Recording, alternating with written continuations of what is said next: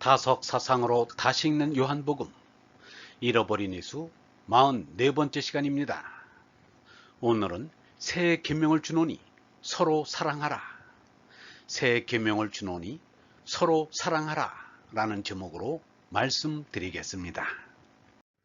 예수가 마지막 남긴 말은 복음서마다 각각이라 신빙성이 전혀 없습니다. 그러나 이 말은 예수가 제자들에게 남긴 유훈이요 유언이라 하겠습니다. 나는 너희에게 새 계명을 주겠다. 서로 사랑하여라. 너희가 서로 사랑하면 세상 사람들이 그것을 보고 너희가 내 제자라는 것을 알게 될 것이다. 지구상에 사람의 숫자가 60억이 되든지 70억이 되든지 모두 한 하느님 아버지 속에서 나와 한 아버지 품속에 안겨 살다가 다시 하느님 속으로 돌아가는 한 형제 자매들입니다. 세상에 우리는 전체 하나를 잃어버려 서로 담벼락에 둘러싸여 앞뒤 꽉 막힌 듯 답답하지만 본 생명의 자리인 얼 생명을 회복한다면 우리 모두가 하나임을 알게 됩니다. 그것을 깨달은 유영문은 이렇게 말하였습니다. 우리가 이왕에 어미 뱃속에서 조이 10달을 살았으면 잘 나와야 한다. 또 이 세상에 나왔으면 다 함께 조이 살아가야지. 나만 여기서 조이 살면 안 된다. 한 어머니 뱃속에 쌍둥이가 있었으면 나만 조이 나와도 안 된다. 쌍둥이 하나마저 조이조이 이 세상을 살아가야 하지 않겠는가. 이 세상에도 나와 같은 수십억의 쌍둥이가 있지 않은가. 이 수십억의 쌍둥이가 조이조이 다 살아가는 것이 우리의 소원이 아니겠는가. 이승의 배를 버리고 다른 배를 갈아탈 때에도 나만 타면 좋겠는가. 다 같이 타서 조이 갈 것을 우리는 바라는 것이다. 이 조이 살겠다는 이것은 하느님의 큰 뜻이다. 절대의 큰 정신이다. 내 속에도 모순이 있고 이 사회도 모순이 있고 이 우주에도 모순이 있다. 이 모순 가운데에도 모순이 있는 까닭으로 하느님의 뜻을 쫓아 조이조이 살고 절대자의 뜻대로 깨끗하게 살겠다는 정신을 아울러 가지고 있는 우리라는 것을 믿고 산다. 예수가 제나에서 얼라를 깨달은 것은 요한에게 세례를 받고 광야에서 기도하면서 제나의 유혹을 물리친 때입니다. 예수의 가르침을 그대로 이어온 영성신앙인들은 예수의 부활 사상이 바로 영원한 생명인 얼라를 깨닫는 것임을 알고 있었습니다. 이 사실을 톨스토이는 그의 저서 교의신학 해부 비판에서 확인하고 있습니다. 영성신앙을 지키고 있는 스티븐 휠러는 이렇게 말합니다. 영지주의자들에게 예수의 몸의 본질보다 더 중요한 것은 그노시스를 열망하는 모든 이에게 부활이 깊은 개인적 영적 의미를 지닌다는 영지주의적인 가르침이다.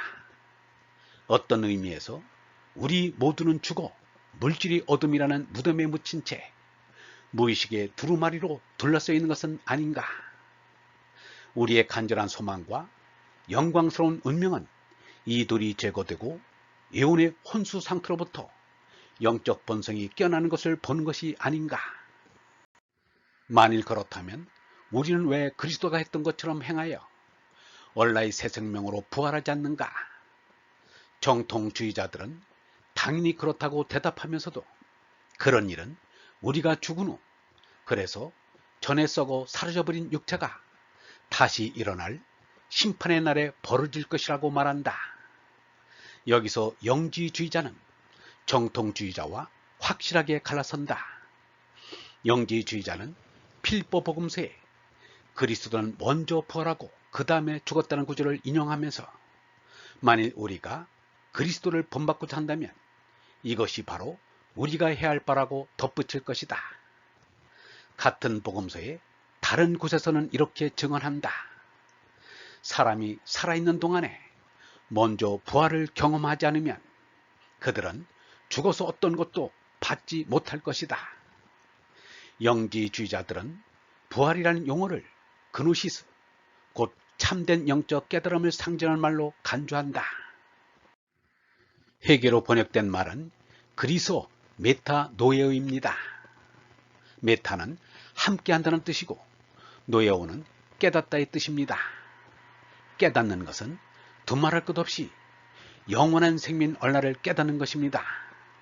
그러므로 메타노에오는 회개가 아니라 얼라의 깨달음이란 뜻, 곧 영각이라고 옮겨야 바랍니다. 요한복음 5장 24절에 나오는 죽음의 세계에서 벗어나 생명인 세계로 들어섰다가 바로 메타노에의 뜻인 것입니다. 예수가 공생일을 출발할 때 첫 외침이 바로 회개하라, 하늘나라가 왔다였습니다. 다시 바르게 옮기면 얼라를 깨달아라, 얼의 나라는 네 가까이 있다입니다. 한국교회 대부흥 100주년 기념대에서 옥하는 목사가 한국교회가 사람들에게 존경을 못 받는 것은 거짓 회개 탓이라고 말하였습니다. 회개의 뜻부터 바로 알아야 올바른 회개를 할 수 있을 것입니다. 유영문은 말하였습니다. 이 몸뚱이는 멸망한다. 없어져야 할 것이니까 없어지는 것이다.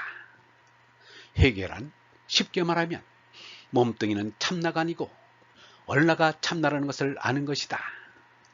몸이 죽더라도 얼이 죽지 않는다는 걸 아는 것이 회개다. 죽을 몸을 참나라고 생각하는 것이 멸망이다.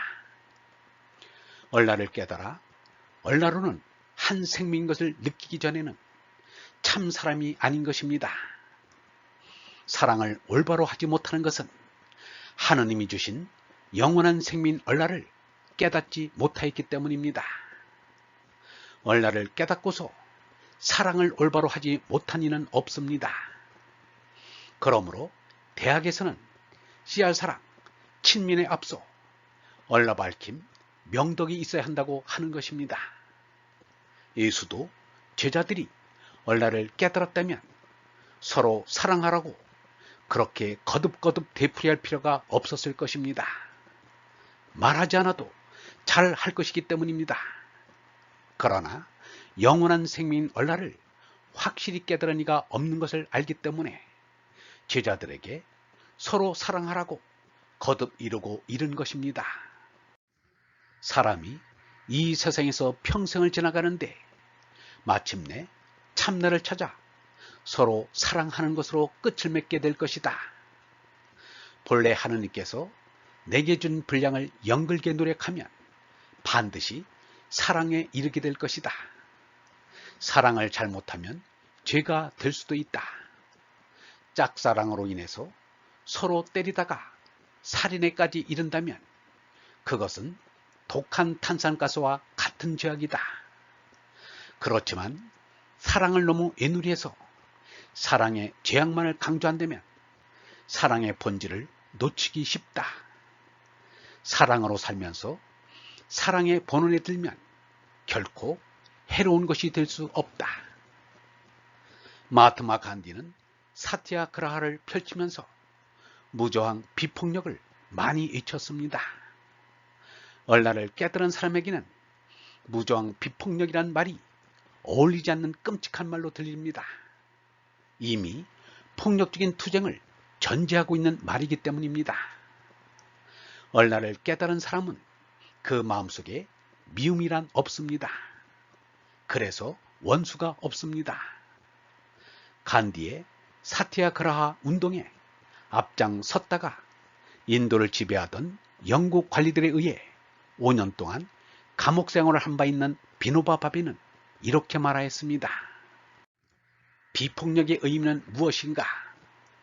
비폭력은 단순히 폭력을 행사하지 않는 것을 의미하지 않는다. 비폭력은 서로 다른 사람과 함께하면서 다름 속에서 다르지 않음을 추구하는 것이다. 반면에 폭력은 다름을 강조한다. 비폭력의 삶이란 단순히 때때로 희생을 의미하는 것이 아니라 끊임없는 희생, 단순한 희생이 아니라 기쁨에 찬 희생을 말한다. 우리가 비폭력을 실현하려면 집착을 없애야 하며 동시에 우주적인 사랑이 필요하다. 이는 지속되어야 한다. 그것이 생명의 길이다. 사람은 넓게 깨닫고 개인의 이익과 사회적 선을 구별해야 한다. 비폭력 없는 진리는 진리가 아니며 진리 없는 비폭력은 비폭력이 아니다. 그러나 표현과 사고를 위해 이 둘이 분리되어 있는 것처럼 다뤄지기도 하지만 궁극적으로 이 둘은 하나이며 서로 연결되어야 한다. 비노바 바베는 20년 동안 인도 전역을 맨발로 걸어다니면서 부단 운동을 벌여 약 400만 에이커의 토지를 헌납받아 가난한 사람들에게 나눠주었습니다. 우리는 특권이 없고 불행한 사람들을 내려다볼 때 자비심을 느낀다. 반면 특권을 누리고 복이 많은 사람을 올려다보면 질투심을 갖는다. 마치 물이 아래로 흐르듯이 우리는 우리보다 행운이 없는 사람들을 향해 자비심을 흘려보내야 한다. 참된 자비심은 우리를 그냥 앉아있게 내버려 두지 않는다. 나를 움직이게 하는 것은 바로 그 자비심이다.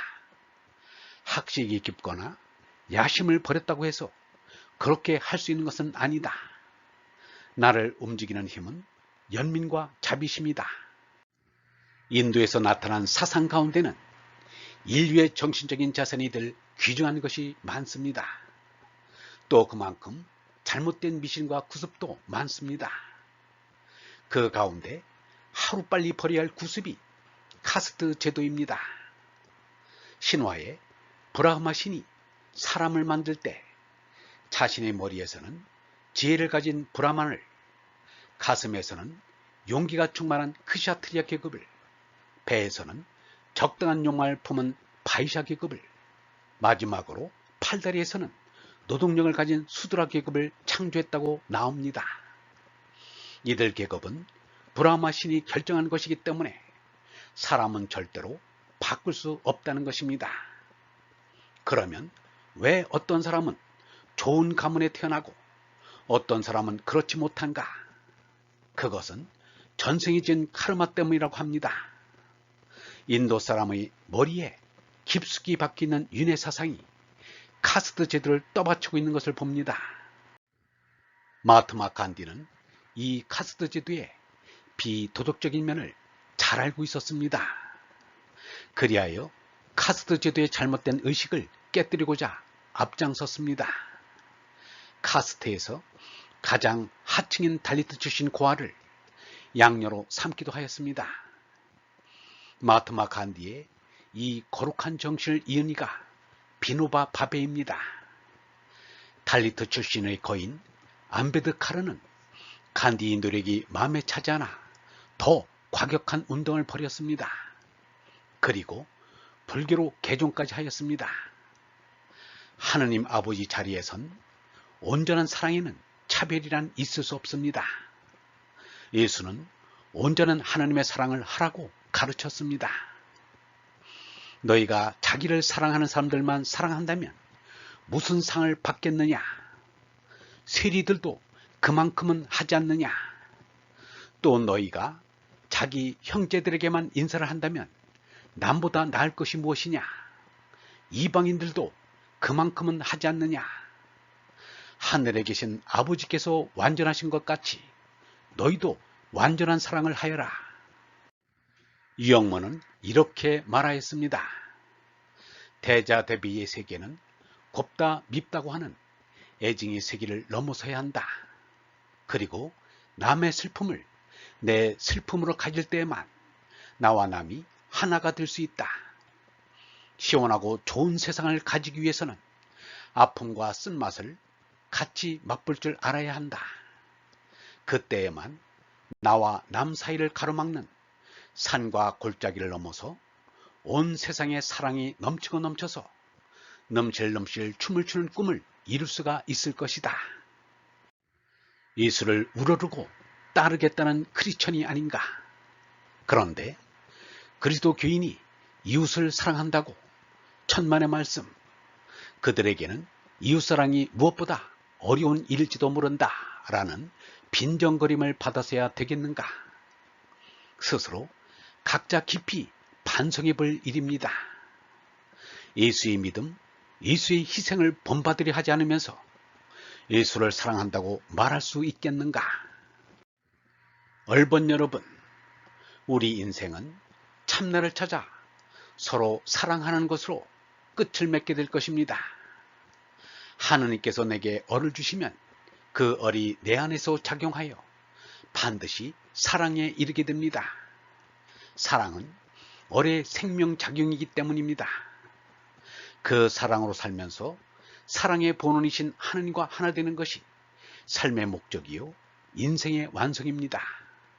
얼라의 사랑은 한계가 없고 차별이 없고 구분이 없습니다.